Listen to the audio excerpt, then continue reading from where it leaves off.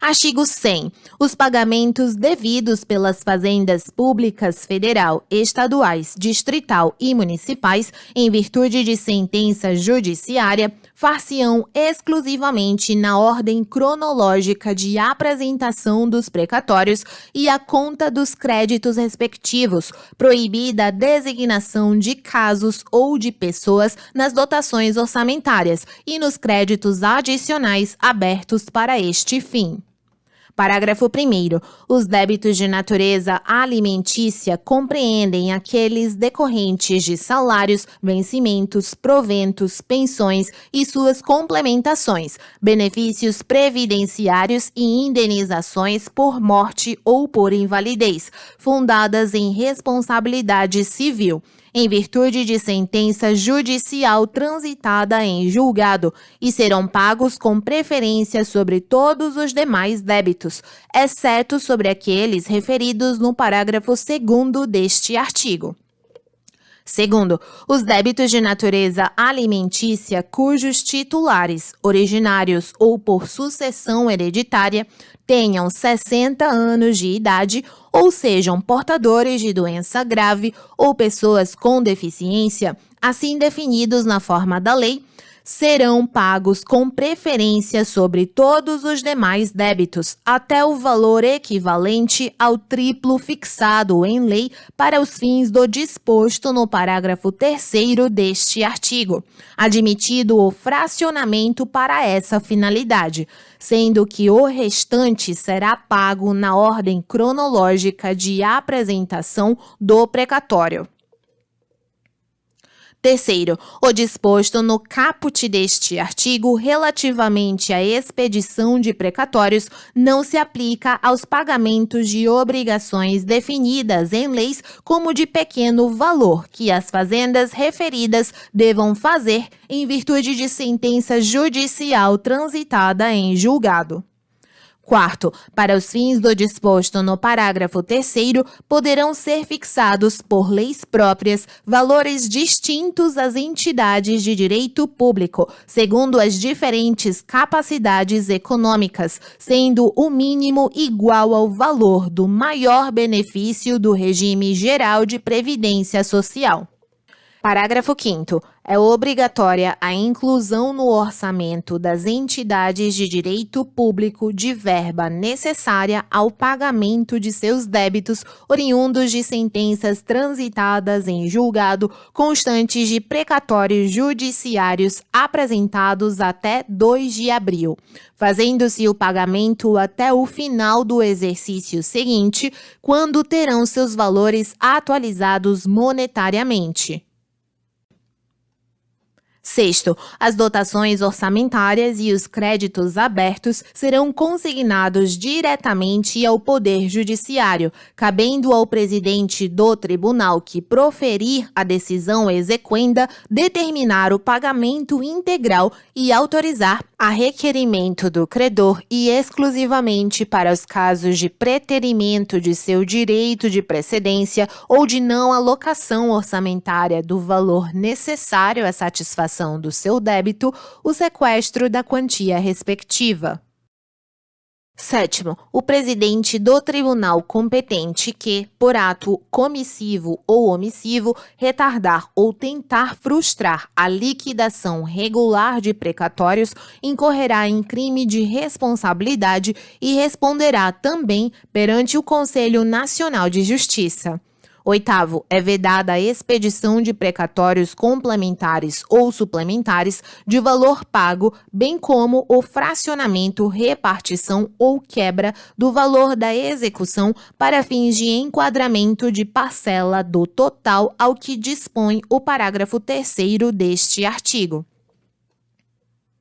Nono, sem que haja interrupção no pagamento do precatório e mediante comunicação da fazenda pública ao tribunal, o valor correspondente aos eventuais débitos inscritos em dívida ativa contra o credor do requisitório e seus substituídos deverá ser depositado à conta do juízo responsável pela ação de cobrança, que decidirá pelo seu destino definitivo. 10. Antes da expedição dos precatórios, o tribunal solicitará à Fazenda Pública devedora para resposta em até 30 dias, sob pena de perda do direito de abatimento, informação sobre os débitos que preencham as condições estabelecidas no parágrafo 9º para os fins nele previstos. 11. É facultada ao credor, conforme estabelecido em lei do ente federativo devedor, com auto-aplicabilidade para a União, a oferta de créditos líquidos e certos que originalmente lhe são próprios ou adquiridos de terceiros reconhecidos pelo ente federativo ou por decisão judicial transitada em julgado para, inciso 1, quitação de débitos parcelados ou débitos inscritos em dívida ativa do ente federativo devedor, inclusive em transação resolutiva de litígio e, subsidiariamente, débitos com a administração autárquica e fundacional do mesmo ente. 2. Compra de imóveis públicos de propriedade do mesmo ente disponibilizados para venda. 3. Pagamento de outorga de delegações de serviços públicos e demais espécies de concessão negocial promovidas pelo mesmo ente. 4. Aquisição, inclusive minoritária, de participação societária, disponibilizada para venda do respectivo ente federativo, ou 5. Compra de direitos disponibilizados para cessão do respectivo ente federativo, inclusive, no caso da União, da antecipação de valores a serem recebidos a título do excedente em óleo em contratos de partilha de petróleo. Parágrafo 12. A partir da promulgação desta emenda constitucional, a atualização de valores de requisitórios após sua expedição até o efetivo pagamento, independentemente de sua natureza, será feita pelo Índice Oficial de Remuneração Básica da Caderneta de Poupança e, para fins de compensação da mora, incidirão juros simples no mesmo percentual de juros incidentes sobre a caderneta de poupança, ficando excluída a incidência de juros compensatórios. 13. O credor poderá ceder, total ou parcialmente, seus créditos em precatórios a terceiros, independentemente da concordância do devedor, não se aplicando ao cessionário o disposto nos parágrafos 2º e 3º. 14. A cessão de precatórios, observado o disposto no parágrafo 9º deste artigo, somente produzirá efeitos após comunicação por meio de petição protocolizada ao tribunal de origem e ao ente federativo devedor. 15. Sem prejuízo do disposto neste artigo, lei complementar a esta Constituição Federal poderá estabelecer regime especial para pagamento de crédito de precatórios de estados, Distrito Federal e municípios, dispondo sobre vinculações à receita corrente líquida e forma e prazo de liquidação.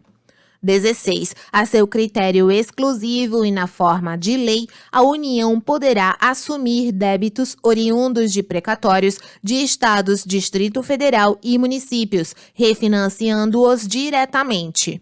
17. A União, os estados, o Distrito Federal e os municípios aferirão mensalmente, em base anual, o comprometimento de suas respectivas receitas correntes líquidas com o pagamento de precatórios e obrigações de pequeno valor.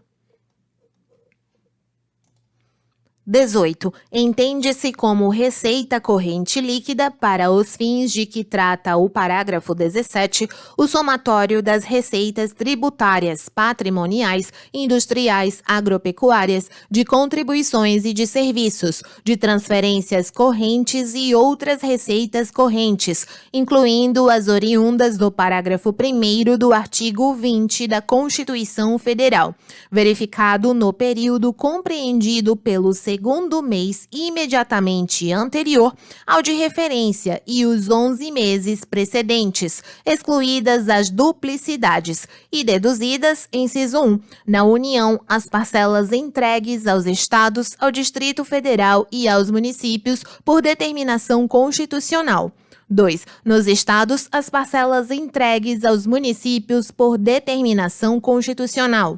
3. Na União, nos estados, no Distrito Federal e nos municípios, a contribuição dos servidores para custeio de seu sistema de previdência e assistência social e as receitas provenientes da compensação financeira referida no parágrafo 9º do artigo 201 da Constituição Federal.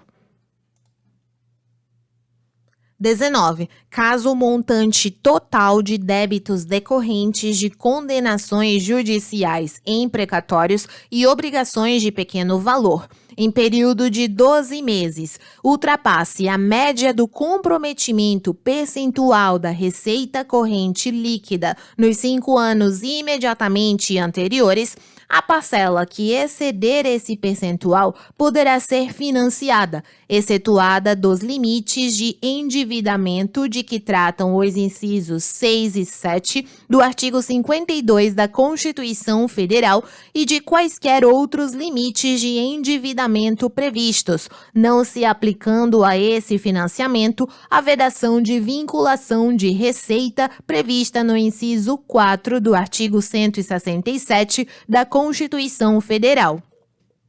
20. Caso haja precatório com valor superior a 15% do montante dos precatórios apresentados nos termos do parágrafo 5º deste artigo, 15% do valor deste precatório serão pagos até o final do exercício seguinte e o restante em parcelas iguais nos 5 exercícios subsequentes, acrescidas de juros de mora e correção monetária, ou mediante acordos diretos perante juízos auxiliares de conciliação de precatórios, com redução máxima de 40% do valor do crédito atualizado, desde que em relação ao crédito não penda recurso ou defesa judicial e que sejam observados os requisitos definidos na regulamentação editada pelo ente federado. 21. Ficam a União e os demais entes federativos nos montantes que lhes são próprios, desde que aceito por ambas as partes, autorizados a utilizar valores objeto de sentenças transitadas em julgado devidos à pessoa jurídica de direito público para amortizar dívidas, vencidas ou vincendas, inciso 1, nos contratos de refinanciamento cujos créditos sejam detidos pelo ente federativo que figure como devedor na sentença de que trata o caput deste artigo. 2. Nos contratos em que houve prestação de garantia a outro ente federativo. 3. Nos parcelamentos de tributos ou de contribuições sociais. E 4. Nas obrigações decorrentes do descumprimento de prestação de contas ou de desvio de recursos. 22. A amortização de que trata o parágrafo 21 deste artigo, inciso 1, nas obrigações vencidas, será imputada primeiramente às parcelas mais antigas. 2. Nas obrigações vincendas, reduzirá uniformemente o valor de cada parcela devida, mantida a duração original do respectivo contrato ou parcelamento.